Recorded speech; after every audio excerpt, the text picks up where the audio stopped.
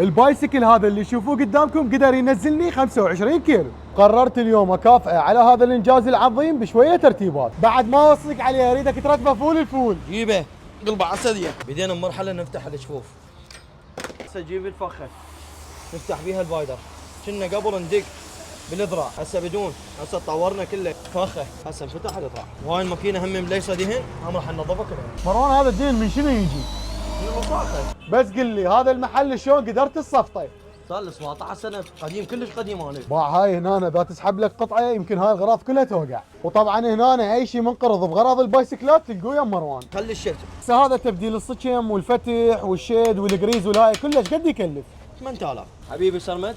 كمل الباسكل فقط بس اضافيات، لزقات وفسفورات. تؤمرني امر. هاي فسفورات يشد لي الويل. مواليا شلون طلع حبيبي. وهسه نرجع للجولات. وطبعا ما شاء الله البايسكل صار كلش خفيف.